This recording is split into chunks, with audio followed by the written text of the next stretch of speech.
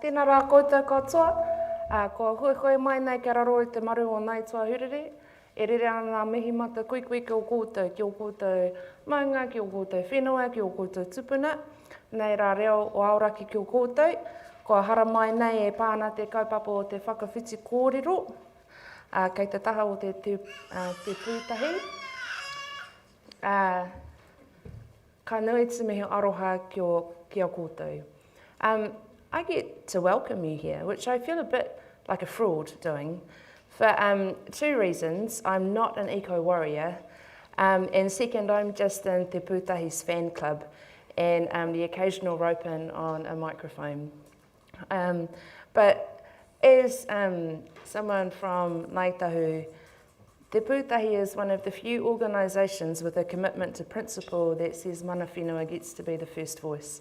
So I mihi to you for that point of principle, and I'm really delighted to welcome you all here with my little sidekick.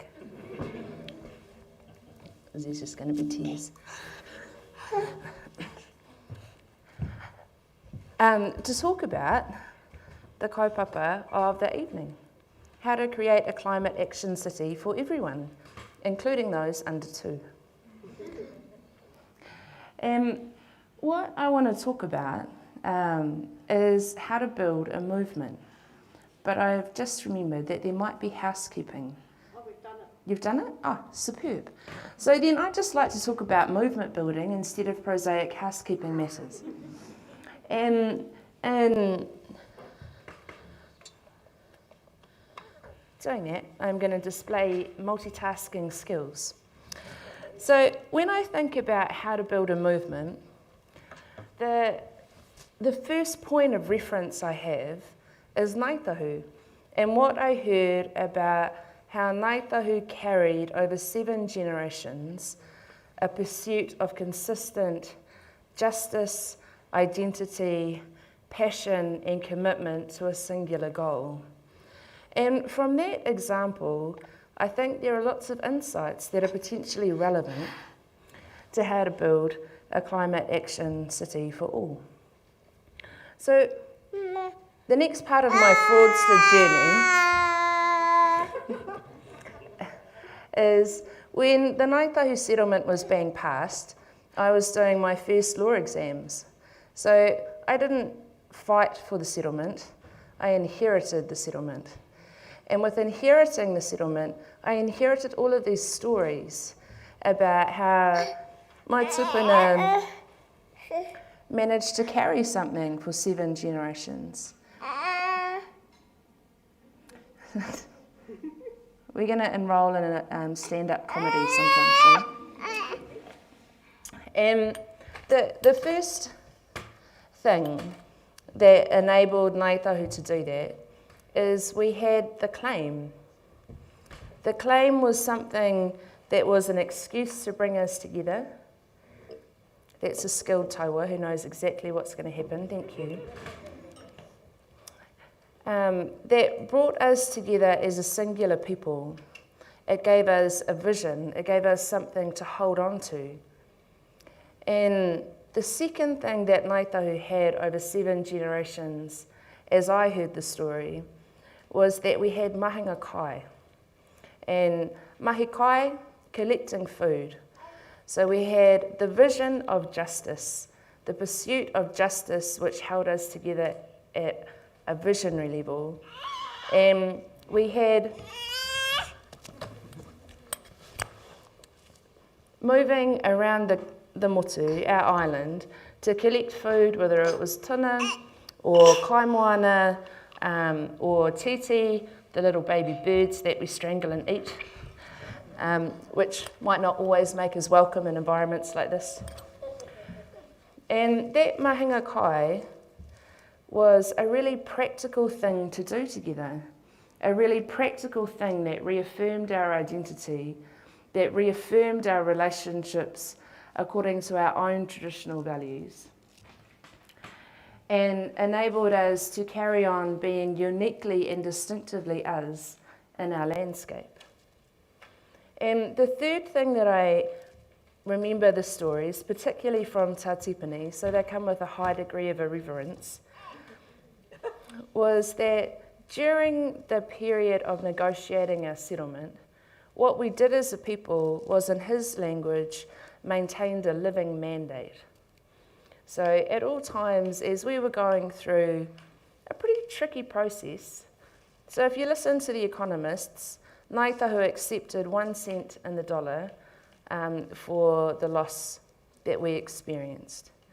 So if you're going to encourage people to give up 99 cents worth of value, you've got to be pretty persuasive. But more importantly, in Tā Tipani's way of thinking about it, is that it's a constant process of renewing the support for moving forward. And I think out of these three things that gave Ngāi Tahu the ability to carry the claim forward over 7 generations, there are some lessons for us that make theory potentially interesting. So, none of you thought that was funny. Why don't you think it's funny to be cheeky about theory? Maybe I need a new day job. So when we look at theories about movement building, and there are lots of theories, there are people whose life's work is to articulate the theory of how to build movements. And it's really helpful. And I think we can learn from it as long as we apply it to our context. And inside all of the theoretical work about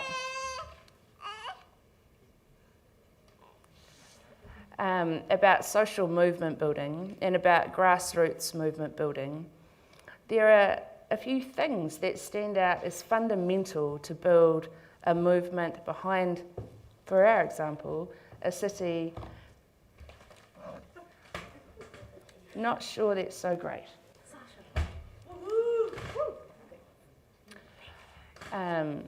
And the first one is about coherence.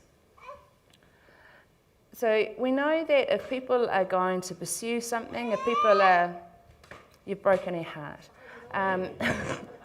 are going to pursue some kind of change, if we're going to mobilise people behind anything, there has to be a process of sense making. We have to find a way to make sense of the desired future that we're seeking. We have to find a way to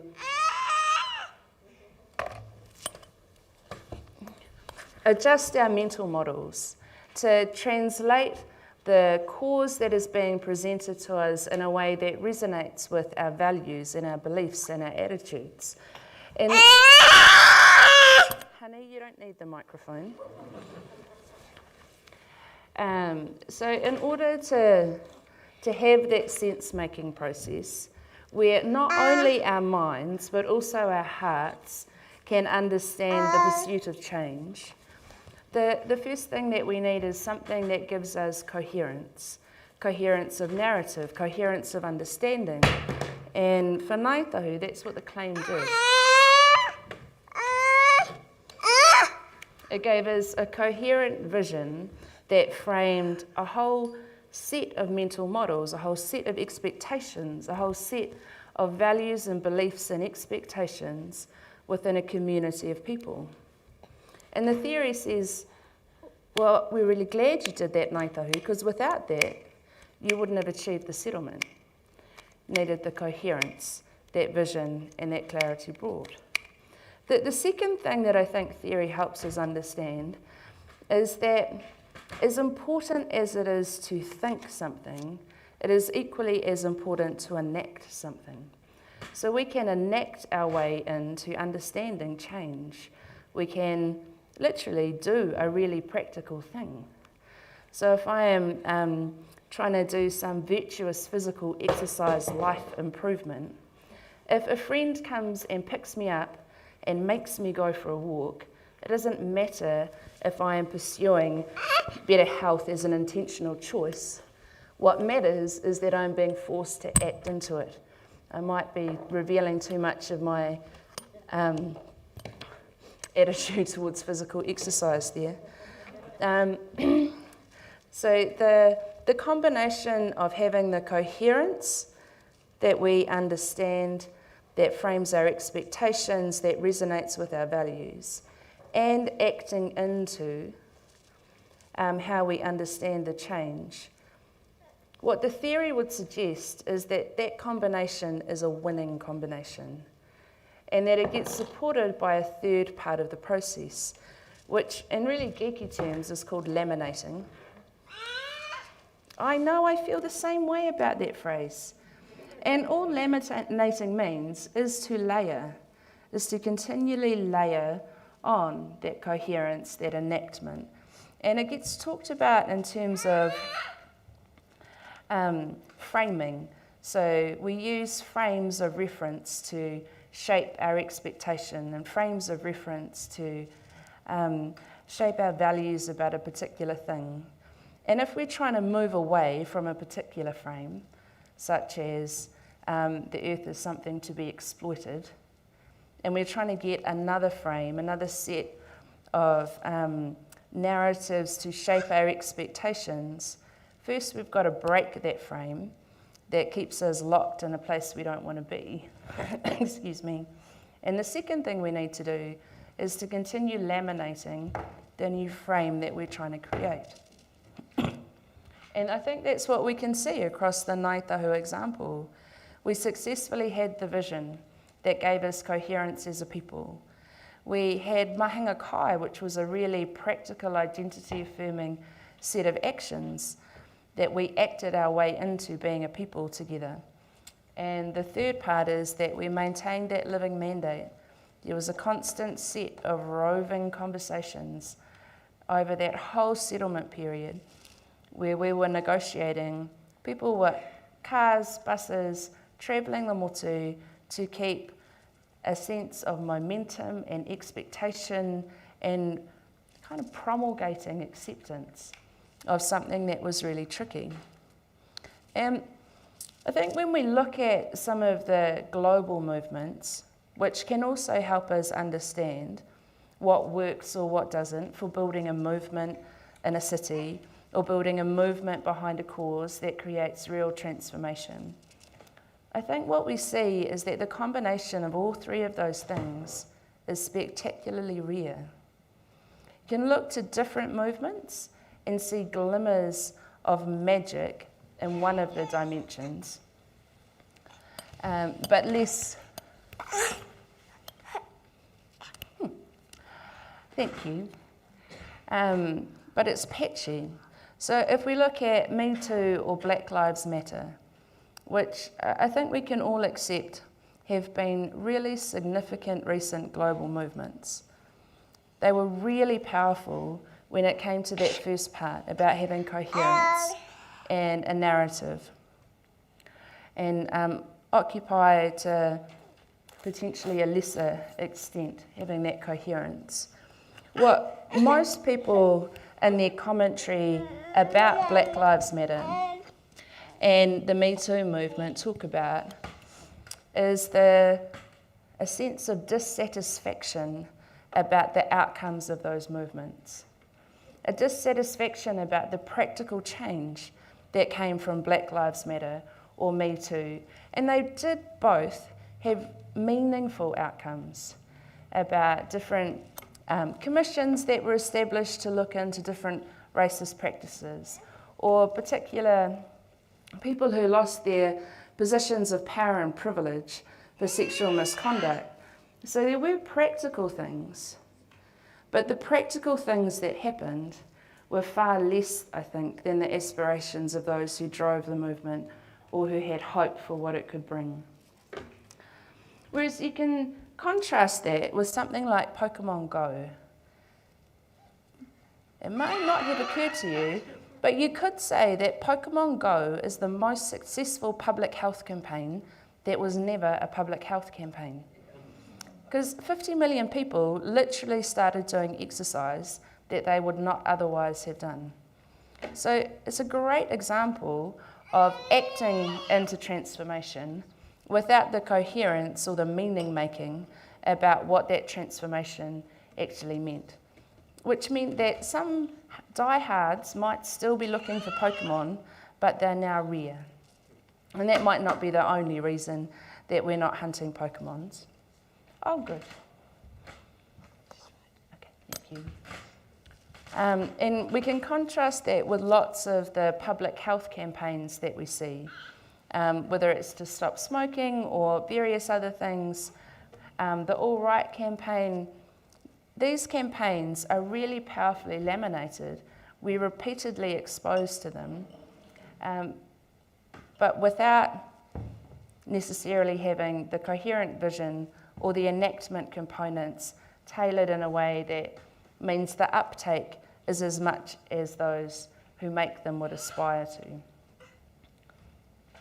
So what does that mean for Christchurch? If we are going to become a climate action city for all, excuse me, I think there are some lessons that we can take from these examples and about how we can do each of those components. So how can you have a coherent vision? How can you build a suite of enactment that enables people to act their way into change? And how do you do lamination so that it works effectively? And I think the first thing that research shows us is deeply frustrating. It feels exactly like that. Which is, so lots of us, me included, when we're confronted with someone who does not share our opinion, our first inclination might be to tell them a lot of facts about exactly why they're wrong. And I won't ask you to put your hand up if you happen to be one of those people who has shared a lot of facts about why that other person might be wrong. And what we know from that approach, as necessary as it might feel in the moment, is that it's completely counterproductive. If you're trying to talk to someone to build a sense of shared vision, using facts will only polarize the conversation. And that if we want to build a coherent vision that broadens those who are active participants in a movement, then it's about values resonance. And values resonance also contributes to the sense of autonomy that we might have when we come into a particular movement or a particular cause. And that matters. Having that values alignment, having that autonomy matters because it triggers a different kind of motivation. If you make me do something, like my friend who might want me to go walking, it's extrinsic motivation. As soon as they're gone, I'm not doing it anymore. Whereas if I am triggered by a sense of belief and having a sense of autonomy over what I'm doing, I might go and do it all by myself, like a real grown-up. And so I think both of those points can be somewhat challenging for some of our environmental movements, because there's a lot of statistics out there that look like they're really helping the necessity of pace and scale for change behind environmentalism. Whether it's working is something to question. There's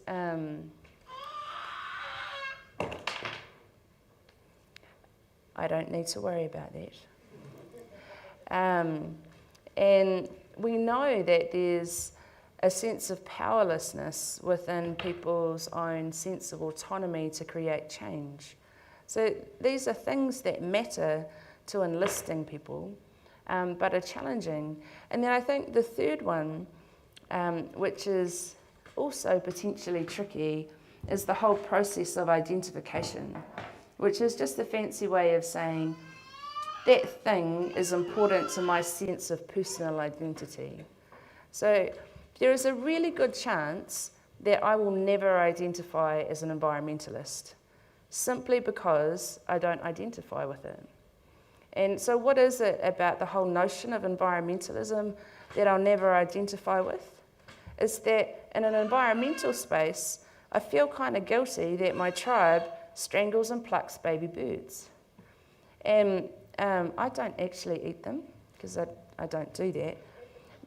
But as an identification point, there's a real difference between environmentalism for protection to look at and environmentalism driven by mahinga kai, which is a protection to eat it ethic. And so those points of identification matter, because if the identification is narrow, so will be the movement.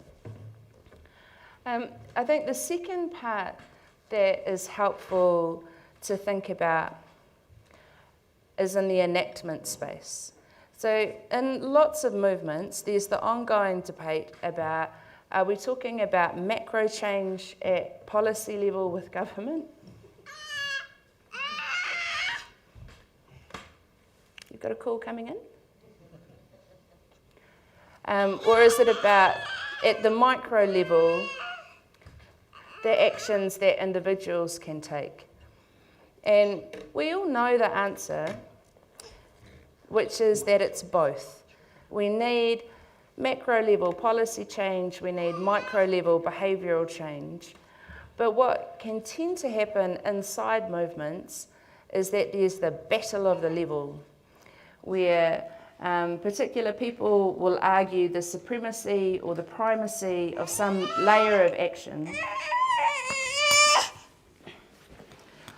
over the other, which you could say is unnecessary and unhelpful, because it's not about... Thanks, darling.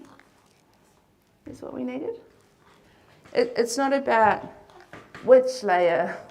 I feel very silly. It's about all of the layers simultaneously in a way that's intentionally curated. Your turn. Thanks. Intentionally curated to have mutually reinforcing effect.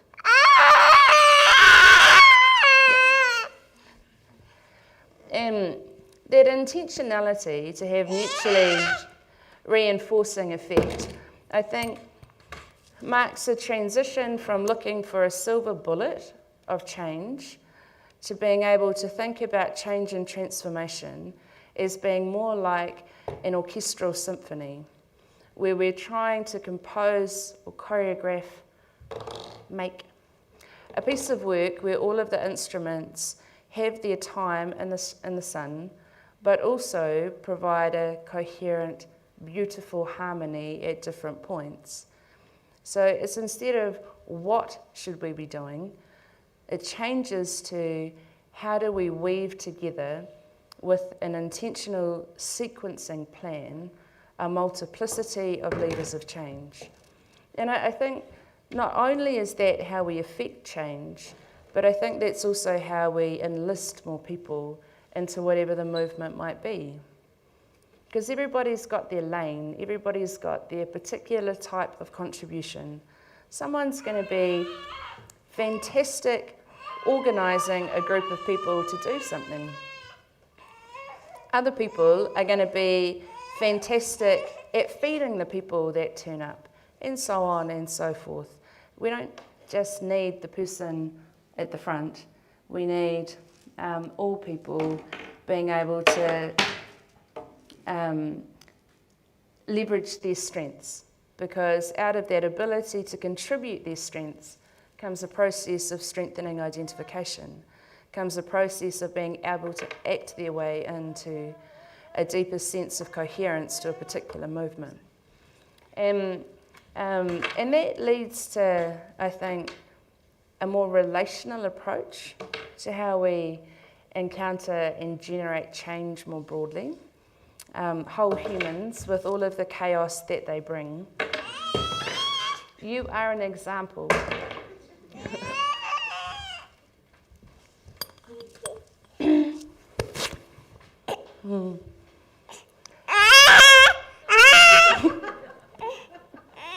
Yeah, thanks, darling. And I think embracing the, just going to try feeding because that will at least make you quiet. I think there can often be a real point of tension with cause-based initiatives between principle and pragmatism. Do we need everybody to believe in order to trust them, or are we willing to accept the pragmatic reality that people can do good things without appreciating that they're good and that that is enough? And the position that a movement takes on that has a really significant impact on coherence, values alignment, invitation and subscription by those who may or may not feel identified and autonomous in doing so. And then the final point, I think, for contemplating how we build a climate action city is the rinse and repeat of laminating. So one thing that we discovered recently is about, I think I can say this out loud without getting into trouble here, about how much right-wing think tanks put into racist messaging, about how they actually put money behind testing the resonance of different lines to see how many more right-wing believers they get. And not only am I deeply troubled by that, but I'm also really jealous, because that enables a rinse and repeat of rhetoric that contributes to building a coherent narrative and vision, that contributes to building a body of action, because it's being intentionally plotted and tested. And whereas I think that for lots of social justice-based movements, we are always seeking and searching for different ways of communicating the same point. And in doing so, as we try to constantly renew the messaging that we're using, we're losing the laminating effect. So that we have to embrace recycling in a different way. It's about recycling language. It's about intentionally building that lamination to intentionally build vision, coherence, and the like. Which brings me to my final point. Thank you.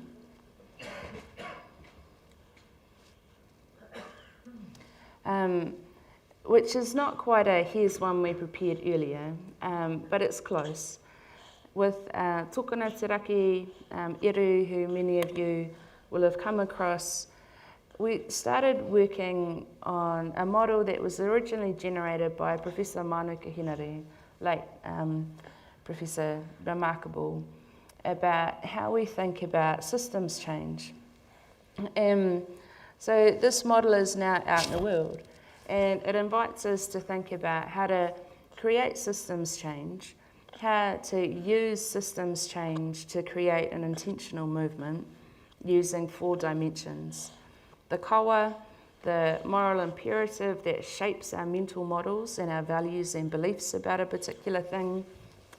The tikanga, what are the organisational systems, processes, policies, whether that's organisational or societal, that are contributing to a given problem or are necessary for a desired solution.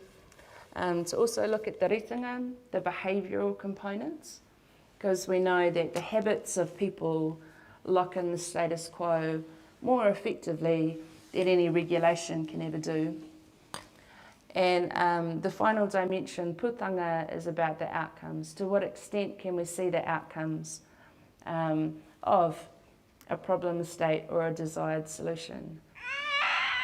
And I wanted to introduce it here because I think if we are to truly leverage the great passions, the life's work of people in the Canterbury region, you can see Colin, who has literally given a life to this work, and I know there will be many others of you here today, for whom a climate action city is something that your heart yearns for and that governs most or all of your decisions. And so I wanted to bring this framework here because I think to build a real movement, the aim has to be to reach a tipping point of normalisation where that desired future state is the taken for granted habit. But inculcating that tipping point takes work, and potentially it takes almost Machiavellian-like planning, and that's okay. And with that type of planning needs to go the humility that underpins successful collaboration. And for me, this type of framework could, if everyone was willing, provide a way of seeing the distinctive contributions of existing organisations and the skills and heart and passion of many individuals. Because we only achieve transformation if we move from the critical few to the committed many. And tonight, we look quite like the critical few, apart from I'm not actually a member, I'm just an interloper with noises. But I'd really like to join the committed many if I felt like there was space for me to do something that felt genuine to me and part of something that was far bigger than me. So you'd like to join too, wouldn't you, darling? And I'm really conscious that we need to. So the big one at age 3 would like to tell me about what could and could not be recycled, which, just for clarity, I knew I was following the rules. But what was important to me was that she was 3 and thinking about recycling and owning her voice enough to tell her not quite somewhat sassy mother what to do. So that makes me think that she is already a member of a movement that I'm not yet committed to. So I want to join if there's space for me to do that. And I am sure that there are many more who want to come and join you as the committed many.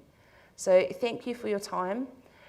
We are going to jump to Jessica for more good things, but there will be a panel at the end where we can do questions and discussions and profundities.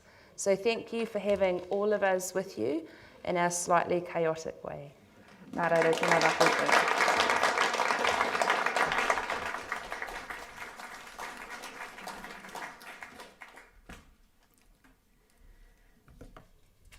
Kia ora, Sacha. Thank you so much for welcoming everyone and for your presentation, which I think no one in the room would deny has stimulated our thinking when it comes to creating a climate action city that will include everyone and has room for many who are committed.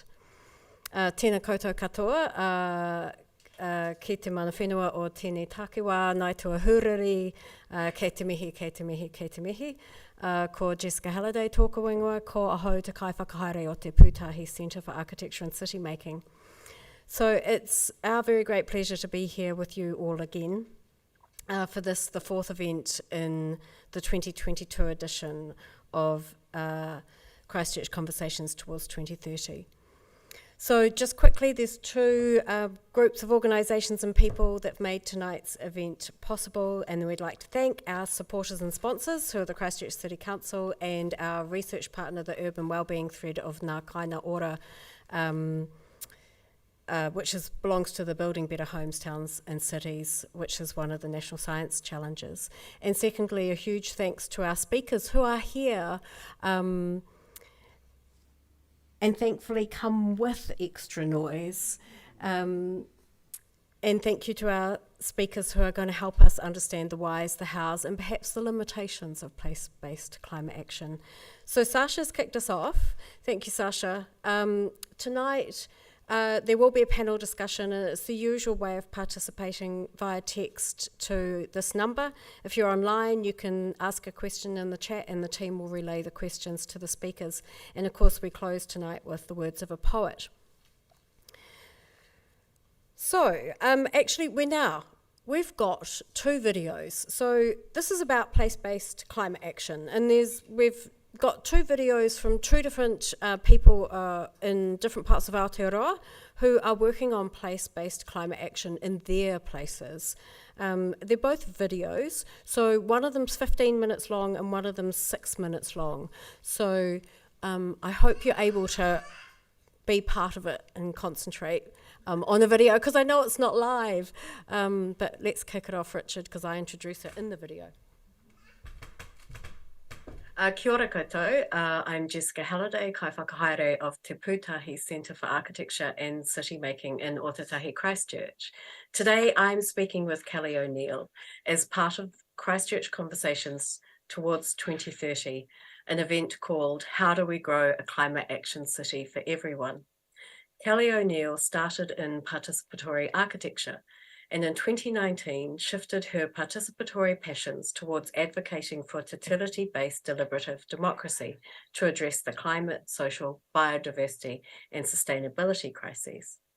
She is a founding member of Te Reo Ngā Tāngata, The People Speak, who are currently working with Ngāti Toa Rangatira to develop new community governance structures for Porirua.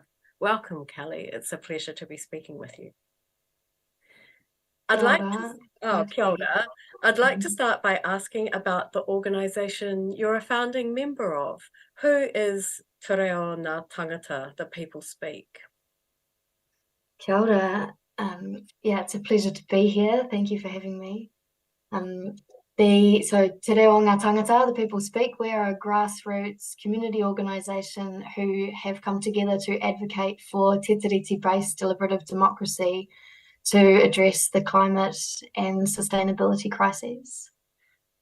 Great. So what is deliberative democracy and why do we need it?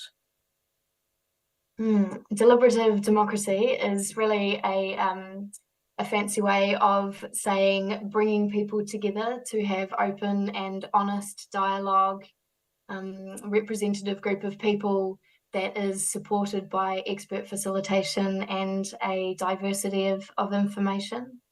So it's something that feels quite new to the Western world, but it is happening at quite a great speed, and in our Pacific nations and Indigenous traditions more broadly, deliberation has been used for thousands and thousands of years. So here we have the great fortune of having some of those influences and traditional forms of deliberation such as wānanga, hui and talanoa in the Pacific Islands.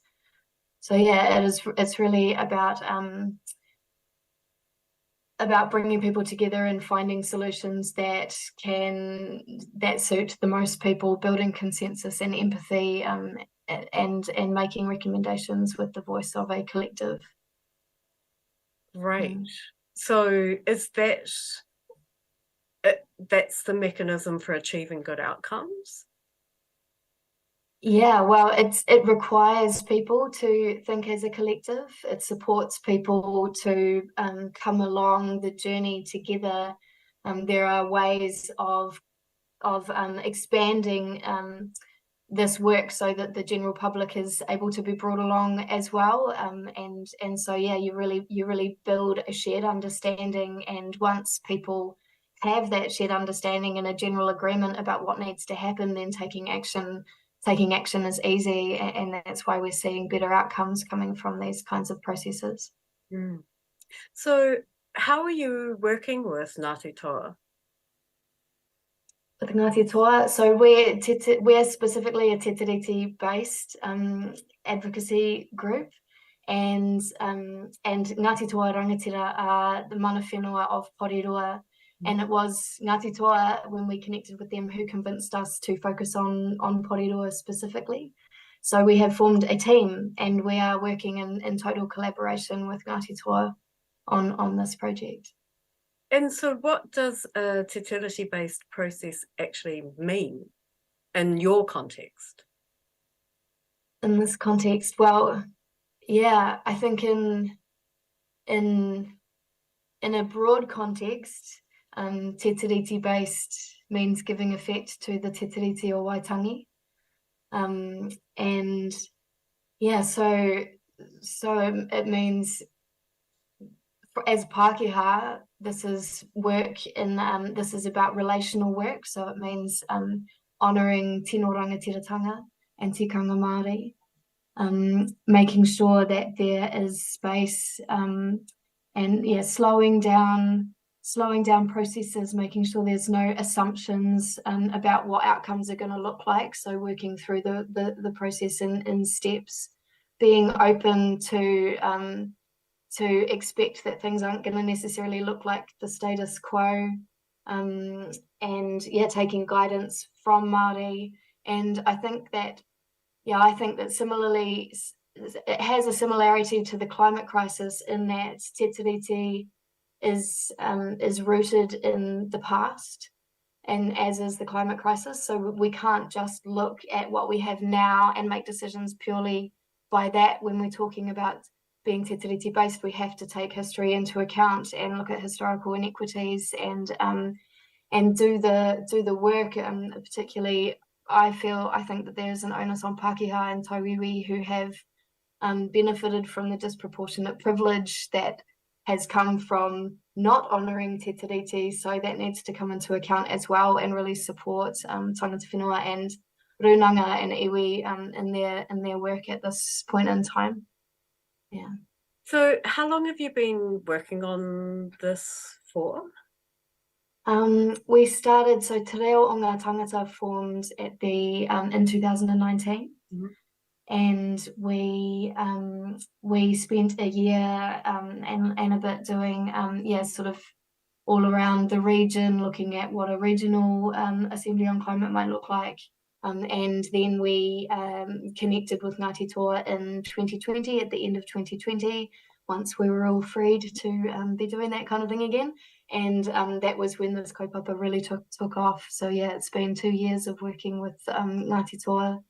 And, so it was a desire for place-based climate action that led you to this particular process.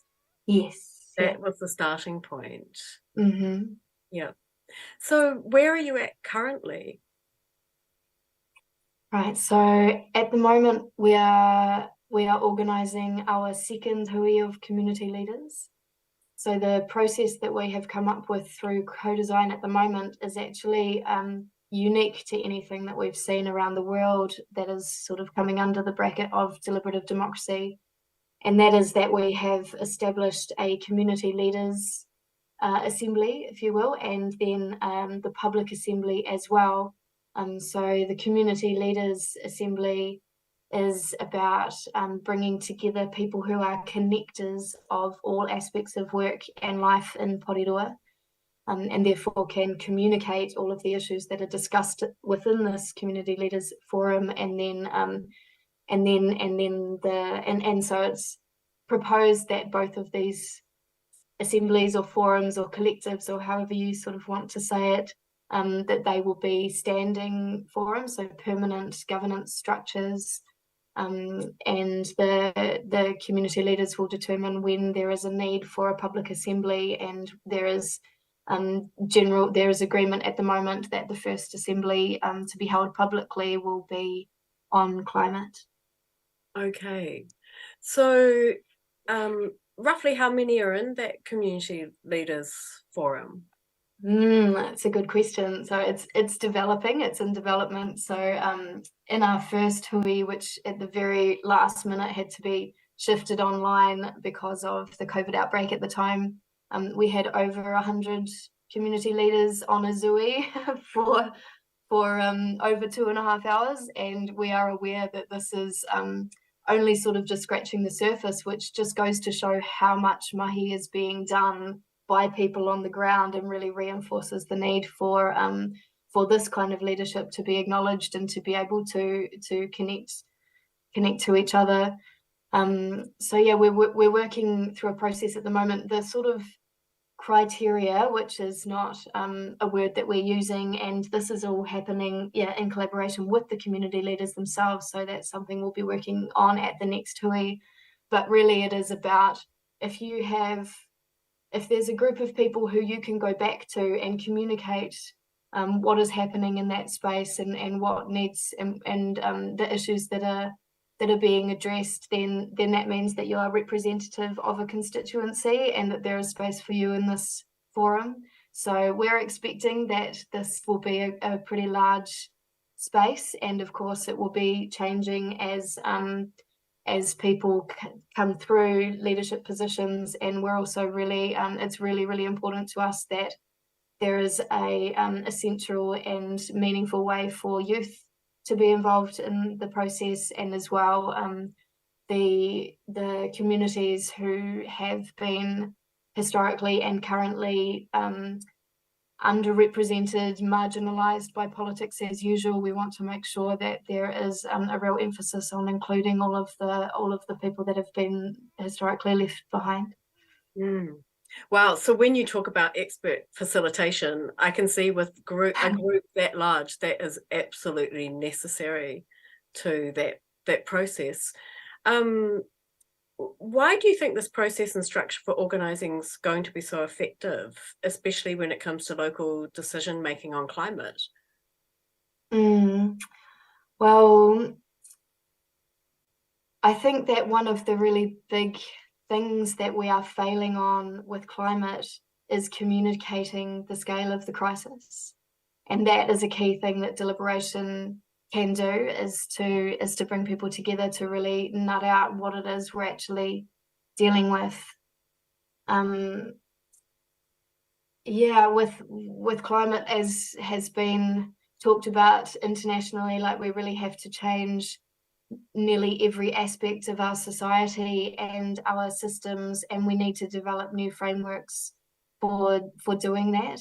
And building towards consensus has the benefit, as we said before, that once there is general agreement, then taking action is easy, is the next path, of course. And I think that where we have the privilege of democracy at this point in time, we have a real responsibility to evolve that democracy to meet the needs to match the scale of this crisis.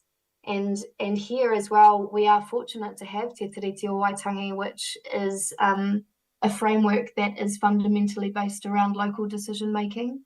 And it also is, mana whenua are passionately committed to protecting the environment and the people in their rohe. And they're also here for the long term. So by forming these collaborations that are centred around Te Tiriti and mana whenua and building consensus of the collective, I think that's going to create it's going to create a voice that is true to the will of the people, far more so than what we see with politics at the moment. So last question, why do you expect that current decision makers, for example, a city council, will take notice, or are they already taking notice? We have been including Porirua City Council in this process from the beginning. My experience of councils is that they don't know how to solve these problems, and they're as eager as anyone for bright ideas about what we could be doing. In our two-sided model, the council have a seat at the table as community leaders.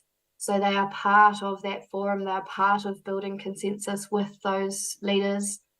And of course, they could be selected for the more public participation as well. So they're really embedded in the process in that way. And then, once you have these two bodies who are in general agreement about what needs to happen, it's going to become very, very difficult for the council to ignore without there being repercussions on their popularity.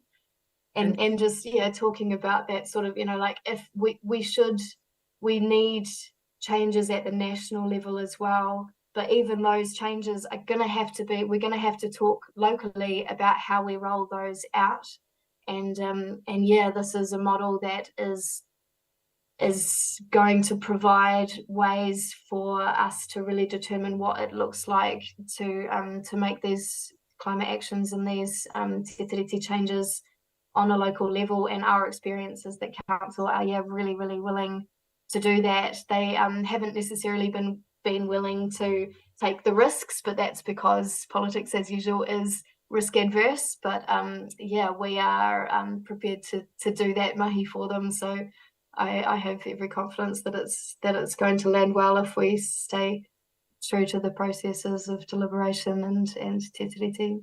Brilliant. Hey, Kelly, thank you so much for bringing the stories and the experiences and the kaupapa that's happening in Porirua to our conversation today. Oh, thank you. Yeah, it's a pleasure to share with you. Thanks. Kia ora. Thank you.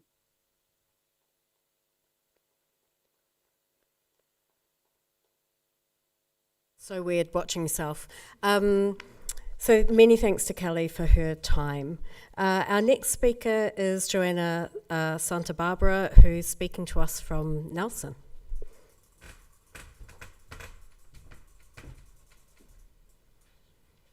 Kia ora. I'm Joana Santa Barbara, co-chair of Nelson Tasman Climate Forum. I want to tell you a little about this forum, hoping that our experience might be useful to you. I'll start the story about 3 years ago. There was climate activity going on in our region. The student strike for climate had elicited a declaration of a climate emergency by Nelson City Council.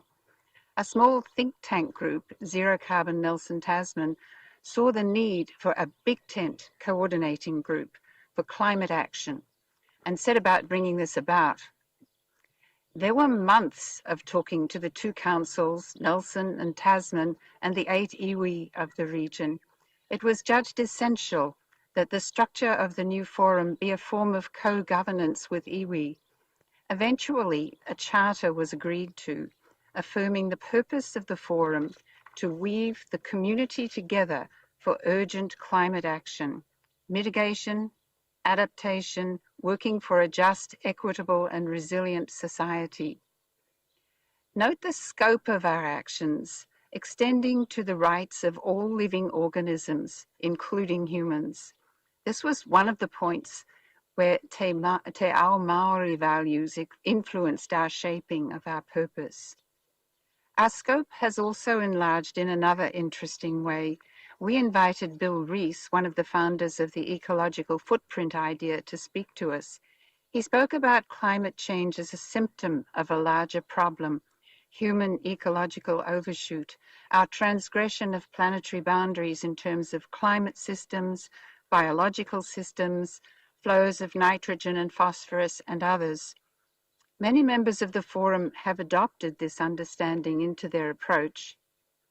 Our focus is largely regional, but also national, where the relevant systems are at that level. Our structure comprises 2 co-chairs, one from iwi and one from Tahu iwi, non-iwi, and a leadership group of 16. 4 seats for iwi reps, seats for 1 councillor and 1 staff member from each of the 2 councils. Of the 8 remaining seats, 1 must be for someone under 25. I'm the Tahu iwi co-chair, currently solo. The membership organises itself partly in terms of sector working groups, such as transport, waste, food, energy, and so on, and partly by project. We use consensus decision-making in our groups at all levels. One of our earliest accomplishments was the production of a regional climate action plan organised by both sector and by actors, household, business, community and governance bodies. These have been distributed throughout the region, including being available in some supermarkets and libraries. What else do we do? The forum is quite a vibrant space with a fairly constant hum of climate and biodiversity work of various different kinds. Projects are largely initiated by members who can apply to the leadership group for funding. One of the most exciting is the social marketing project, which derives from a C40 Cities report on what cities can do about climate change. It promotes 6 areas of change under the following slogans: end clutter, dress retro, eat green, travel fresh, holiday local, change the system. Altogether, less stuff, more joy. And we're thinking of adding a seventh about protecting biodiversity. The website for this project gives it the potential of being a national project on lowering consumption. There's nearly always a submission going on, responding to national or local government policy drafts. We were active in the local government elections, running Meet the Candidates events in both of the electorates. We run a monthly repair cafe. We recently prepared a report on optimal processing of organic waste in the region. We write articles for media publication, from national news to professional and parish periodicals. We take our message to fairs and festivals and also run our own events. We run educational webinars. Our work with councils is an important feature. Council staff are very collaborative, sometimes consulting with us early in policy processes, often ready to help us with our work. Nelson City Council has funded us with $100,000 a year for our first 3 years, and we receive funding from other sources and from member donations. This enables us to employ 3 part-time people as coordinator, communications manager, and volunteer placement and project support manager. Our largest resource, however, is the time, passion, and creativity of volunteers. We have soft success criteria, but we'd really like to mark success by hard criteria, such as 10% decrease in greenhouse gas emissions each year, a percentage increase in biodiversity health each year, alongside maintenance and better distribution of human well-being. But we haven't attained this measurement capacity yet. We're working on it. Thank you.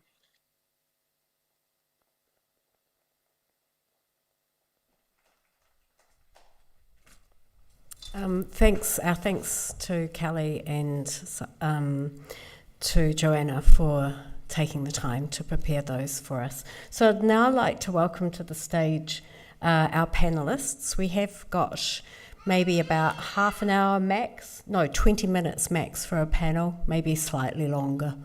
So Catherine, Pete, Ratoti, Chakraborty, and Sacha. And please bring your daughter with you if that's the best thing to do.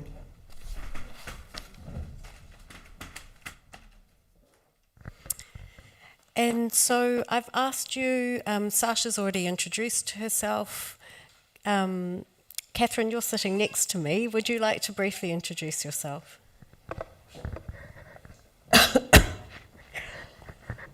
Ko Catherine Pūtahi, he tangata tiriti. I want to introduce myself, I suppose, as a school teacher who got out of school teaching in order to involve myself with other adults and to try and organise against all the social injustices that was going on. I mean, it was as big as that, really. And so I had to learn about letting go of school teaching approaches.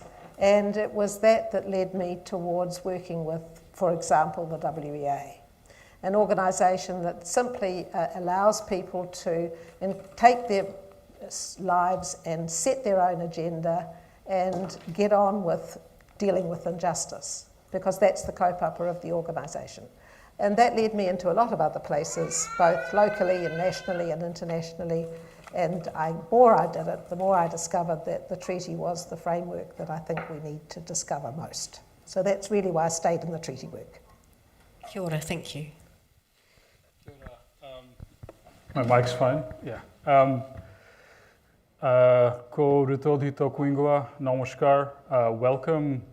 So my name's Ritodi. I am a lecturer of human geography at Canterbury, but it's a really, the way I ended up in Canterbury is a really crazy story, so I won't talk about it all, but I grew up in a small mining and steel town in eastern India, where I saw in front of my own eyes most male members in our community beat steel in front of 1,000 Fahrenheit furnaces as it came out, or worked in mines.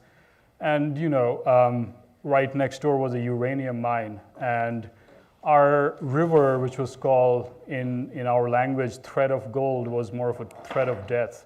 It carried a lot of sludge out of that mine into homes, into bodies, which, as you know, could completely ruin both our communities and ecologies. So I kind of grew up seeing that on one hand, and on the other hand, I saw environmentalists often colluding with the state to create national parks, to create conservation areas, while at the same time dispossessing people who depended on those forests, evicting people from their ancestral homelands, right? So both of these things were really powerful in kind of forging me as a person, and added to the fact my grandparents were refugees from Bangladesh who had survived the Bengal famine, the colonial created artifact that killed 3 million of my people. And they had also survived partition, right? They had survived the partition of India, and they came and my grandfather beat steel till he died. But the thing is that I've spent most of my life, I was lucky enough to escape his fate. I got a scholarship to study in the United States, and since then I've spent a lot of my life working around agrarian justice in South Asia, where supporting farmers that are standing up against big agrarian corporations that are trying to patent their seeds, supporting rural communities that are battling both the state as well as corporations. And so since being here in Aotearoa, I've tried to engage in some of those conversations with immigrants here to better understand the ways in which the colonial histories that they come from, right, especially immigrants of color, how are those stories represented in this nation, right? How are those stories represented in the ways in which we understand politics, environment, what have you? So thank you again for this opportunity, and I hope to talk with all of you. Kia ora. Thank you all. So a first question is for each of you. And Sacha, I think we'll start with you, especially seeing you had so many wonderful things to share with us at the beginning. What do you each think, starting with Sacha, that the first priority should be Ōtautahi in this region if we did want to achieve a climate action city for everyone? I was really hoping not to go first. I think something simple that involves mass participation is a really practical step. And I think that the reason I say that is I also grew up with sage insights like the world doesn't change until the white middle class do stuff. I'm not sure whether that's appropriate, but I think it's very much true. And I think at the moment we've got, across different environmental movements and activities, we've got quite bounded communities.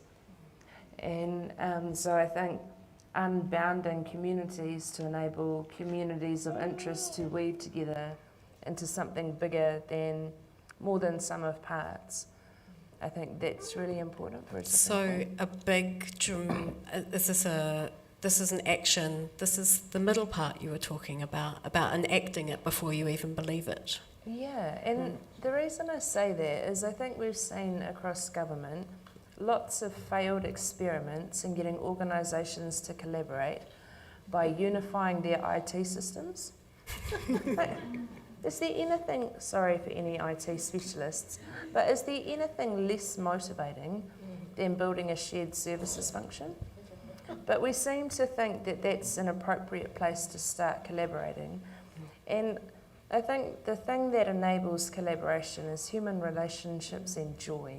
Okay. So being able to do something that is joyful, and you get to meet the chaotic bits of people's lives. Yeah, excellent, thank you. Ritori, what's your answer to that question? What do you think the first priority should be for this place? In creating a climate action city for everyone, and that purpose. And I think I told you earlier that I'm going to say something controversial. But again, it's sort of informed by my own work with the IPCC, my work with communities across the global south. We need to decenter climate change if we want to build a climate action city. And I know that almost sounds counterintuitive, but in many of the communities that I work in the Himalayas or in the Bengal Delta, where my family's from, climate change is already happening. It's already there. However, what we see is that most communities are quite able to adapt. They are very pliable, they're very flexible. What they can't adapt to is structural issues, right? They can't adapt to patriarchy, they can't adapt to racism, they can't adapt to a predatory capitalist market. And so when for example, I'm going to the Himalayas in 12 days, when I'm up there, when I talk to some of these communities, they always ask me, why are you so obsessed about the climate? The climate is not what oppresses us. Because snowfall has already shifted by 3 months. Everybody has adapted. They've already changed their crops. They don't need a specialist to come down from the state university to show them how to live. Farming is adaptation, right? So again, I could go into it in a lot more details around how climate change and climate reductionism, right? This way in which the politics of climate reduces all the impacts we see around us, from inequality to war to, for example, the Indus floods, which just happened, which many of you might have seen, which completely devastated southern Pakistan. And what happened is there was such a big outcry about how this is a climate crisis, right? But it's really not. The reason those floods happened is colonial hydrology. It's 150 years of planting cotton on rangelands that should have been used to raise cattle. It's the artificial drawing of borders, breaking hydroecologies that didn't allow farmers anymore to have social ecological relationships that would allow for well-being, right? However, it's like what activists in Bangladesh say. We've come to a point where if you want the world to listen to you, you add climate like a spice. So they're just sprinkling climate as a spice so that the world actually listens, right? So that today that there's a loss and reparations fund that came out of COP27 would never have happened had climate not been sprinkled as a spice. Those same activists are going to go home to Rawalpindi, to Karachi, to what have you, and they will know that what they really need to change is the canal system. What they really need to change is cropping. So, having said that, this is the delta, right? We're sitting on Mahingakai, we're sitting on an ecology where land and water binaries were artificially created by hydraulic engineering. This is what the British did all over the world, right? For me, one of the things to do is to liberate this deltaic ecology. Everywhere I see, we need a climate net zero city by 2030. Net zero is nothing more than people consuming and paying for their carbon sinks by buying forests in my land, right? If you truly want a climate resilient city, liberate this deltaic ecology, the goal should be Christchurch, an amphibious city by 2050. That's the goal, right? Thank you.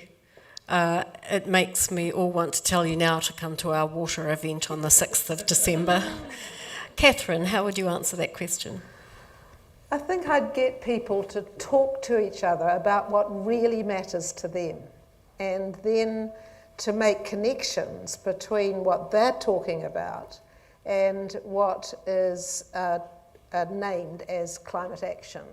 And that's the connection that I think, it's a bit like the symphony that Sacha referred to. This is like an orchestra. Lots of people are playing a part of it, and we need to enjoy the big sound of it all by seeing it as a movement towards something which is about full justice. It's about, they're all the issues of justice, I think, are connected to this climate action. But in this country, I think it is vital that we do that in a way that is no longer colonising and monocultural, and actually we have the framework of the treaty which was an invitation to all of us to belong here. And so that's the identity, I think, that we can set out to discover in relationship. So it's learning about new forms of decision making, as Joana talked about too. Yep. So you mentioned Te Tiriti o Waitangi. So how would it be a framework for a climate action city? Well, I think to understand it, first of all, as an invitation that was extended in 1840 to people who were enjoying coming into this country and to belong here. And so if we don't honour that, then we really don't have a very legitimate place to stand. And so not for that reason, but because it brings about a different form of decision making, and people actually work on things in a way that is resulting in, rangatiratanga, weaving people together, embracing interdependence, all of the things that matter for climate change, so that we can let go of some of those old ways and discover the new ways of working together. And the treaty does give us a really close framework for doing that. Before we throw to the question from the audience, do either of you want to add to Catherine's answer? In a state of undress and all kinds of things are going on. But I think the treaty gets wrapped up in a whole lot of obscurity. And I think the simple thing that should happen if the treaty is genuinely applied is that we should see all of our assumptions and do that, discard them. So all of our discussions about the importance of efficiency and that this is the nature of a conflict of interest, and pick any assumption that's treated like it's the Holy Grail, that should get pulled up and relayed, which has got to a different centre. So structural solutions are no guarantee that our assumptions will be relayed. Co-governance is not the panacea. It's the ability to collectively find and question our assumptions.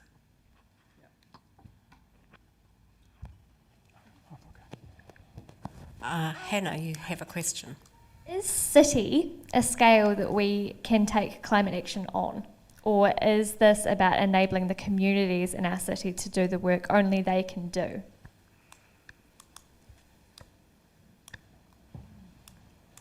I mean, I could say, again, I think going back to what Sacha was saying, scale comes with it, scale brings with it its own possibility and its own limitations, right? One thing to kind of think about is that it's very interesting, you know, I heard a lot this word crisis. A lot of indigenous practitioners from the Himalayas and my friends in North America, they really actively push back against this word because to them it invokes that there is an apocalypse that is coming. But most of them say that we already lived through an apocalypse. This isn't a crisis, this is a possibility, right? So moving from that politics of crisis is really important because in moments of crisis, the first things that get suspended are human rights, our civil rights, our democracy, right? If we work from a crisis point of view, then we will aim for survival. If we work from a flourishing point of view, then we'll aim for possibility, right? This city, while it is within a bicultural nation, it is incredibly multi-ethnic, right? There is a lot of cultural ideas, beings, belongings that are floating around here, right? To truly echo that, to truly represent that, I feel is a way of addressing climate change, right? That plurality itself is the asset. And understanding that a lot of the communities that are here are bringing with them their own historic ways of managing land, right? And not pushing them into a frame which may or may not address their own needs, right? So again, just to say that, like, Ōtautahi is plural. There is a lot here, and we should be looking at all of it instead of some of it. So just to extend that, thank you. Do all of you think, we've listened to what's going on in Porirua and in Nelson. Do you think we'd do it differently here, and why?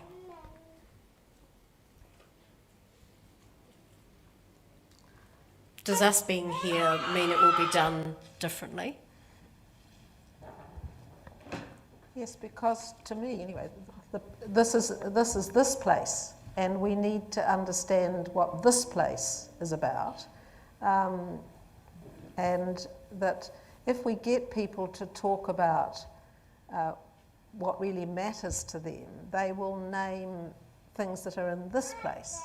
And that's where the relationship with mana whenua and tangata whenua starts to flourish. And I think many people are seeking that connection and don't perhaps know how to do that. So I think if we make a start by first of all being clear about what we really do care about and sharing that with each other, then that's going to be a point of communication which is different from the one that's already defined for us. And Ratori, you already potentially answered this by drawing attention to the hydrological nature of this place as a delta. Do you think that might be, and I think about Sacha's call for us to find some connecting mass action, is that where that lies, do you think? I think so. I mean, look, my tipuna, my whānau, are from the greatest delta on earth. It's a delta half the size of this country. Just like people here are Tāngata Moana, we are people of the river. We live and die on rivers, right? What I feel is that, there is all of this, there is a lot of big concepts, there's a lot of temporality which is in the future. Often the issue with climate action can be we are looking too far into the future. Whereas if you talk with people on the ground, whereas if you talk with communities, they're looking behind. They're looking at the past, they're looking at things that were done that are still ongoing. This deltaic ecology, right, is such an incredible manifestation of the ways in which we can relate to nature, right? This human and non-human separation, which is predicated upon colonial ecology, which is what conservation programs in North America or what have you have been, they've been following this for 100 years. The deltaic ecology, both as a metaphor and as a material place, destroys that separation. It brings back a whakapapa-based, a kinship-based relationship with place, where eating animals is completely justified because the ethics that are bounding us are not muddy, right? That's what we need, is deltaic ecology as a way to think about policy, deltaic ecology as a way to think about the future. Thank you. I'm just aware that we're really keen on honouring everyone's time and finishing on time. It's something we endeavour to do, and I know that you can see I have 3 pages of questions myself, and I know you've got more questions, but I also want to leave time for our poet as well. So one last question. Is there anything that you would like to leave us with, a thought that we haven't heard already tonight before we hand over to our poet? Just the value of being courageous. And I think we have a city that has a lot of courageous people in its past. And I'm just going to, mention just one or two, well, we all know about Kate Shepherd, but really it's people like Elsie Locke, people who stood up and be counted. And so I think it's really about having the courage to stand up and be counted and get to know those of us who feel it matters and keep talking about what matters and keep it on the agenda. Because quite often the things that are promoted as being important are not that important. I think one thing which is kind of important is any kind of climate action will have to walk this line between looking inward and looking outward. It can often feel in Ōtautahi and even in Aotearoa that we are separated from the rest of the world, by Moana Nui Akiwa. But the economic supply chains and the cultural supply chains that connect us to the world means that everybody in this room today is benefiting of the labor of millions of people across the world who are living and dying in shipyards, in factories, in mines, right? And so if this word climate is truly a planetary taonga, then our actions have to reflect that we need to kind of look at these supply chains. We need to ask justice, not just for what's here, but what are we connected to? Are we buying offsets in forests that are destroying communities? Are we using computers that are harvested by 8-year-olds in e-waste factories in Western India, right? Are we part of this global system of oppression, no matter what our color of skin, what our gender, if we live in this land? Which means if Ōtautahi truly has to be an example of climate action, it has to make sure that what's in and what's out both have justice in it.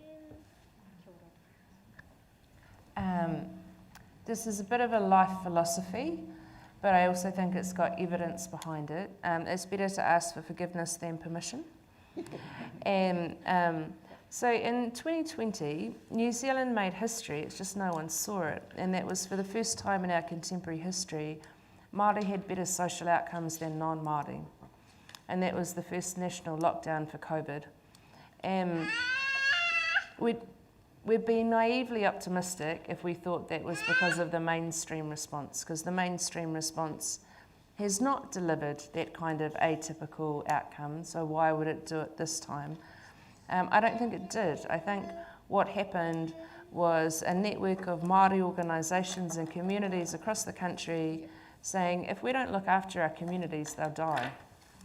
And they embodied the it's better to ask for forgiveness than permission mantra and accessed resources that nobody else could access and were able to do things on the basis of trust and knowledge that the government could not replicate given 1,000 days.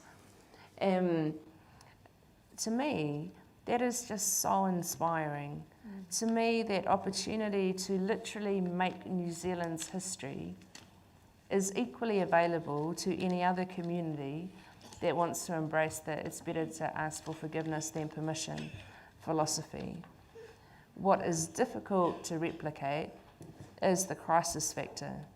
We're great at mobilising, just humanity in general, when there's a crisis, and there's not many of us that are marathon runners who can just keep it going or who can start without a trigger. And so my final word is that when I read what psychologists write, they say that fear is a less powerful motivator than love. That fear will keep us going for a short time, not a long time.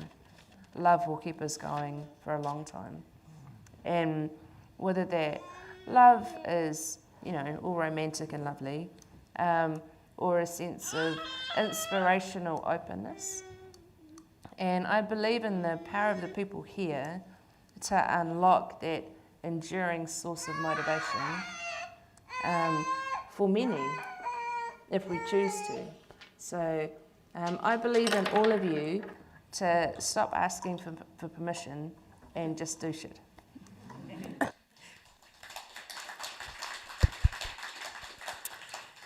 Thank you, everyone. I know we've barely scratched the surface, but we've gained a huge amount to think about. And now, as we exit the stage, we'll welcome up Erik Kennedy. Thank you.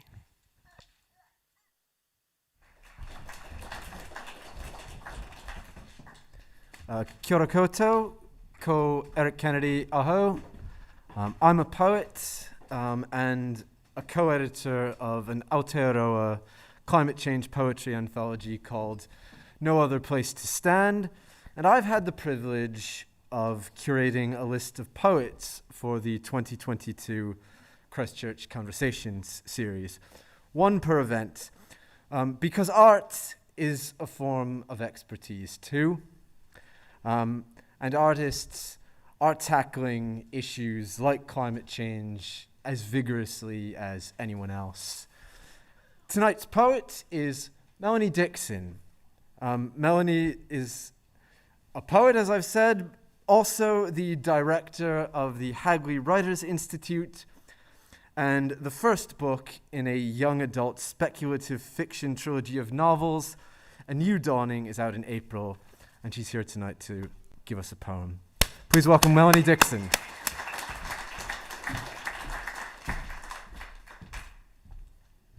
Kia ora koutou, thank you for the introduction, Erik, and thank you for inviting me to be here. It's a real privilege to be here. I'm going to read you just one poem this evening, and the title of the poem is How to Explain to My Children Why We Did Nothing About Climate Change in 1994, even though we knew it was happening. Before I read the poem, I'd like to talk a little about 1994. Some of you might remember it, some of you won't. In 1994, I was a bright young thing on a shiny new master's program in environmental change. And it was just after the IPCC had released their first two reports. The first was in 1990 and the second in 1992. And I dug these reports out early this week because I wanted to read them over again and check what exactly did they say. And the reports basically said that we are entering into a period of human-induced climate change. And unless we act now, as in 30 years ago now, things are not going to look very pretty. And you look in the graphs in these reports, and sitting here in 2022, we are exactly at the points where they said we would be if we took no action.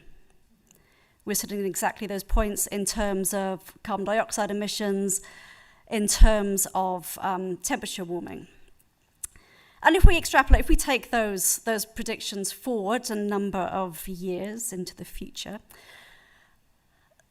So I'm currently writing a trilogy, a speculative fiction trilogy for young adults at an unspecified time in the future where global climate change has continued to carry on as business as usual.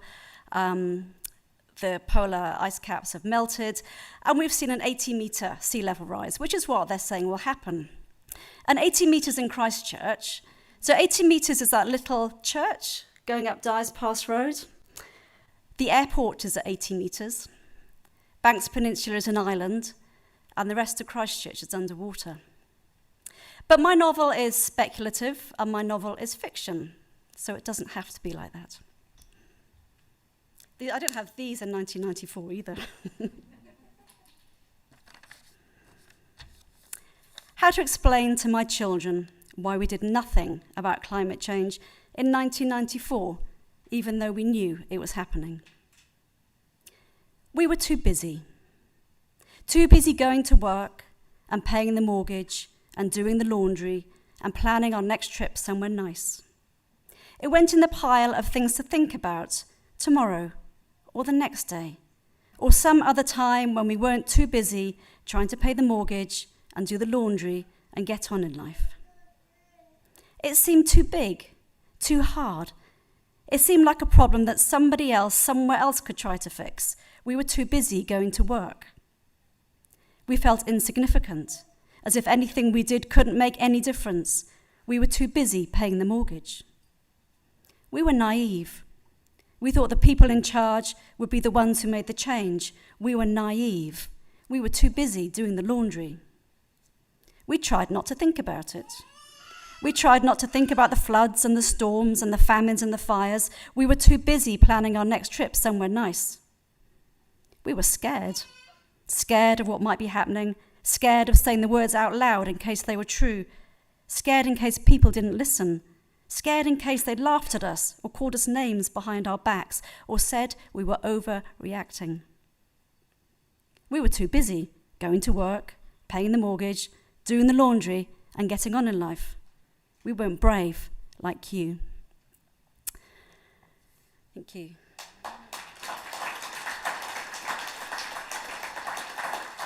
And just before I leave, I'd like to share a quote with you. So as I was preparing to come this evening, I had an email from the Commonwealth Writers Foundation all about climate change, the climate crisis. And I just want to share a quote from Jamaican writer Diana Macaulay. She says, "The climate crisis needs stories, fictional or personal, because talking about science has not had sufficient impact on its own. If you want to reach people's hearts, you need the arts." Thank you.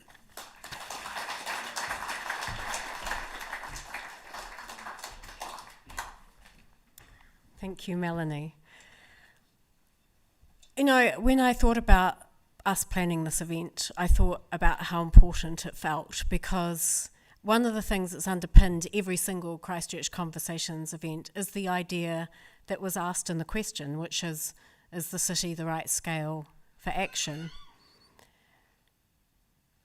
And then I sat here listening to everyone and I realised that there is no magic bullet, but we've received some significant wisdom that I want to repeat to you, and I hope you'll think about as you leave. And I hope you'll think about tomorrow. The first is the importance of delta culture and hydrology, and a reminder to come to our event on the 6th of December, which is about the water city. The second is the power of a mass inclusive action that might prefigure belief and express values. The third is about the importance of courage. And the fourth is about international solidarity and about justice. So as you go out into this night, I hope you can think about and carry those things with you. Pō Māori e. Thank you.